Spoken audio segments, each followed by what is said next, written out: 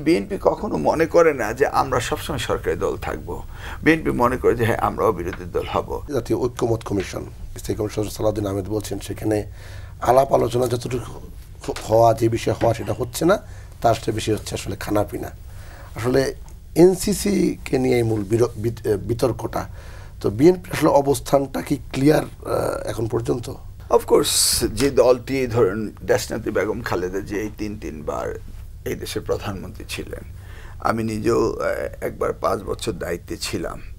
সরকার পরিচালনা করাটা কিভাবে করা হয় বাংলাদেশে, আপনি কি দেখেছেন যে 91-এর প্রধানমন্ত্রী বা 2001-এর প্রধানমন্ত্রী এই ধরনের ভায়োলেশন করেছে, গ্রোস ভায়োলেশন? না। তারপর আপনি দেখুন 2023 সালের 13ই ফেব্রুয়ারি যে রাষ্ট্র মেরামতের জন্য যে প্রথমে 29 দফা পরে 31 দফা দেওয়া হলো, এই 31 দফায় এমন কোনো বিষয় নাই যেটাকে অ্যাড্রেস না করেছে বিএনপি। কারণটি কি, আমরা এই গত 17টি বছর এই ফ্যাসিস্ট সরকারের সময় আমরা দেখেছি যে কি পরিবর্তন করে রাষ্ট্র ক্ষমতা নিজের কাছে কুক্ষিগত করার যে অপচেষ্টা করেছিল সেগুলি আমরা দেখেছি এবং আমরাই তো তার ভিকটিম ছিলাম। সেই কারণেই আমরা যে 31 দফা রাষ্ট্র মেরামতে দেওয়া হয়েছে সেটা কমপ্লিট প্যাকেজ, যেখানে সব কিছু রয়ে গেছে। এখন আপনারা, ওটা ছিল ম্যাক্রো লেভেলে, এখন মাইক্রো লেভেলে আপনারা এইটা নিয়ে আলোচনা শুরু হয়েছে।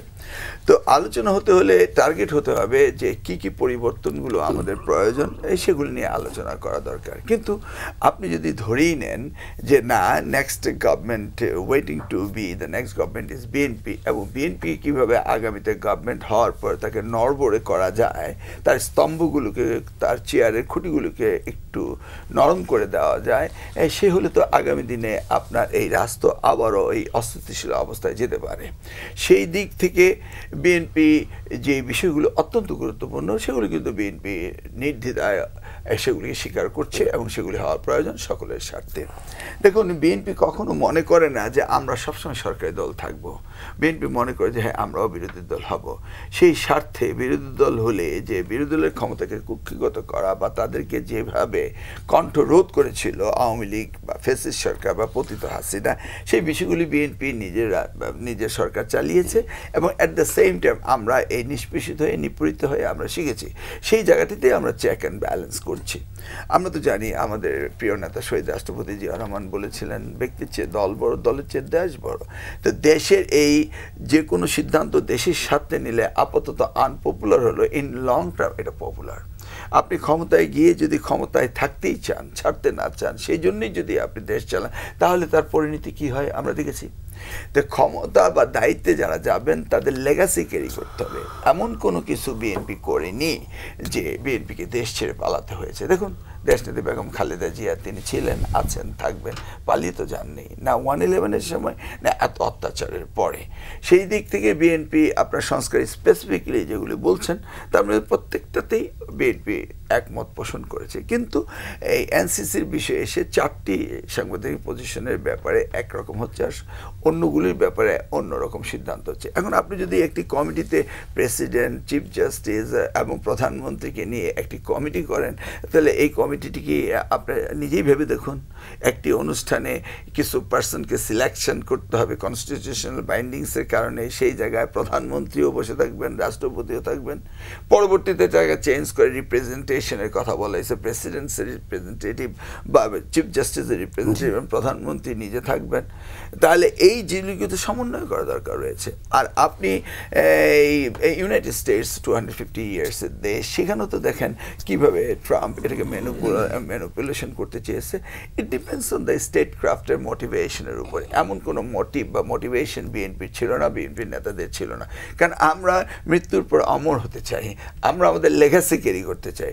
এই জায়গাটিতে যে জায়গাটি তর্ক এসছে এনসিসিতে, সেই জায়গাটি আমি মনে করি নিশ্চয়ই ওনারা খুব কাছাকাছি আছেন, মান্না ভাইরা সে আলোচনায় ছিলেন এবং সকলেই ঠিক হয়ে যাবে। 2 টার্মের কথা বলা হয়েছে, সেই জায়গায় স্পেসিফিকলি 10 বছর বলা হয়েছে, বিএনপি তো সেটা মেনেই নিয়েছে। তাহলে বাকিটা রইল কোথা? অন্যান্য ৭০ অনুচ্ছেদে যেটা সেটাও রয়েছে, সেটাও বিএনপি এবং অন্যান্য দলগুলো এগ্রি হয়েছে। তো we are agree to disagree, we are ডিসএগ্রিং and two agri. তো ইন দিস কেস আমি মনে করি যে এই সংস্কার আলোচনার মধ্য দিয়ে আমরা অত্যন্ত কাছাকাছি চলে আসছি এবং এখানে কোনো বিভেদ থাকবে বলে বিশ্বাস হয় না। স্পেসিফিকলি যে ইস্যুটা রেইজ হয়েছে সেটাও তেমন কোনো বিরাট ইস্যু না, এটা অলরেডি সলিউশনের পথে চলে আসছে। সালাউদ্দিন সাহেব সেগুলিকে বিশদ ব্যাখ্যা দিয়েছেন। নারী আসনের ব্যাপারে বা আনুপাতিক হারে যে আপার হাউসের কথা বলা হয়েছে সেগুলি অনেক ক্ষেত্রে কিছুটা আপত্তি ছিল, কিন্তু প্রেক্ষিত হলো বাংলাদেশ। এখন যদি আপনি আসন ভিত্তিক আপার হাউসে দেন তাহলে এমনও হতে পারে যে অনেকের দল তাদের ভোটের পার্সেন্টেজ পাওয়ার পরও কিন্তু সেখানে পার্সেন্টেজ পাচ্ছে না। এই সবগুলি মিলিয়ে একটা প্যাকেজ হচ্ছে।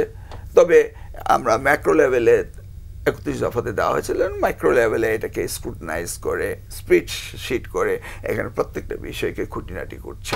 কিন্তু এটা নিয়ে তো দ্বান্দ্বিক কোনো কিছু হবে বলে বিশ্বাস যায় না, কারণ সকলেরই একই জায়গায় টার্গেট যে আমরা আগামী দিনে কাউকে ফেসিস্ট হতে দেব না। আর বিএনপি তো হতে চাইলে হতে পারতই, আমরা তো সেই জায়গায় কখনো যাইনি এবং আমরা যাব না, কারণ এটা শহীদ রাষ্ট্রপতি স্বাধীনতার ঘোষকের দল এবং দেশনেত্রী সেটা প্রমাণ করেছেন বলেই তো এই ক্রাইসিস মোমেন্টে ইনি জাতির বিবেক হয়েছেন।